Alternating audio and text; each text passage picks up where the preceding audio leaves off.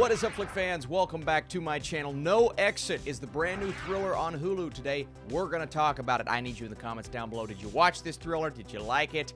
Do you have an exit? Okay. So during a blizzard and stranded at an isolated highway rest stop in the mountains, a college student discovers a kidnapped child hidden in a car belonging to one of the people inside.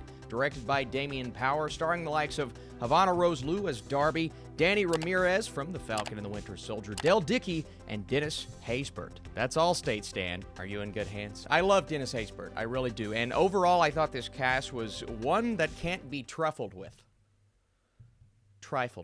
It's a good cast, but one of the things that this movie does at the beginning is it tries to set you up with this mystery on who this kidnapper is, right? And it's up to us to figure that out, even though it is one of the easiest and most simplistic things you can think of. The mystery that the film was going for, it didn't quite work for me. This is also based on a beloved novel, and I'm not familiar with the source material, but I can tell at points that they're trying to adapt something, bringing it over from the book to the small screen, and you can feel that at points because whatever may have worked with that source material doesn't quite translate to what this movie is trying to do. And what it's trying to do is set up this intense mystery, give us a character in Darby who has this backstory at the beginning. You get a little bit, it didn't quite pull me in as much as it needed to. The character of Darby herself is interesting, but there's something about either the way they went about the performance or just the lack of information, even though they're trying their best to give us information about her, to care as much as I needed to. So I definitely had some issues with the writing in the first overall half of the film. And then we go back to the mystery that they're trying to establish and set up. Well, you know exactly who it is. I mean, there's no surprises here. So if you can get past that and just look at the intensity of this movie, the fact that you have these people all gathered together in the midst of this snowstorm, they're having to try to figure each other out, but what they don't know that they're figuring out is something much deeper than what it seems on the surface. And I love a movie that strips away everything else and allows us to care solely through dialogue. But again, the issue I was having in the first half is the lack of dialogue that resonated with me, and also the lack of intensity in a thriller as my dog barks. Can you hear him?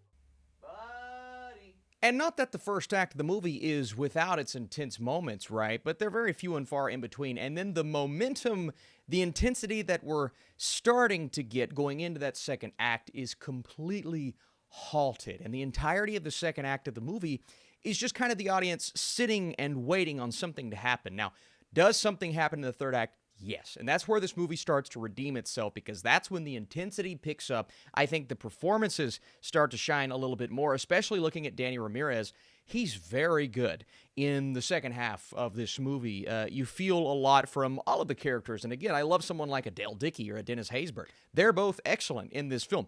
But Ramirez, and it almost reminds me of Tom Hardy, the way that he moves his eyes, you can feel his acting through that specifically. I know it's a very specific criticism or praise, but man, he is very good in this film, and I just want to give kudos where kudos is due, because the third act of the film really starts to redeem the entire thing and brings everything together, which is nice, and it's easily the best act of the movie, and that's more rare when you look at this genre. But let's go back to the character of Darby for just a second. She's the main character, the one that we're supposed to be rooting for, and the theme of addiction is prominent here, but she's also someone who has pushed away her friends and family. And there's something going on with her mother in this movie, and a couple of family dynamics that are there, they're present, and they're barely hit on in the first act, but they're never explored. So for me, it's like, why do you bring up something like this if you're never going to dive deep into it?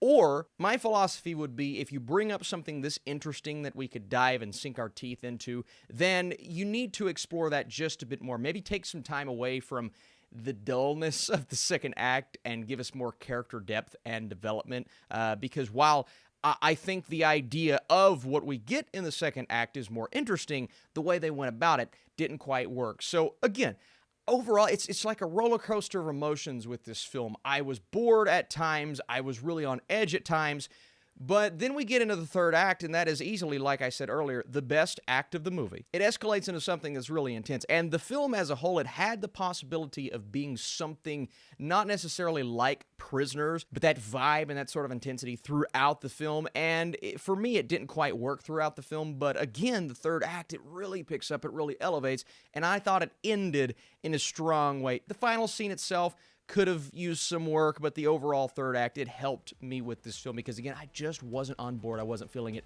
really at all in the first half of the film. So, again, two different minds on this movie, but I need to know, did the majority of it work for you, or did the majority of it kind of fall flat? I would love to know where you guys fall. Hey, if you like this review and you want to support this channel, dropping that thumbs up is the best way to help. And stay tuned, because on Monday, The Batman. The first two acts are full of missed opportunities. It wasn't building in the way that it needed to. Thankfully, the third act is full of intensity and thrills, but it may have been too late. This feels like an early 2000s movie, but one that does somewhat deliver on what it's going for. I'm going a 50% right down the middle with my score. No Exit had the potential, absolutely. And I'd love to know, for those of you that know of the source material, how does this movie differ from that, and did you enjoy the performances? All right, guys, thanks for watching. Going to work on some more vids for later today. I'll see you soon.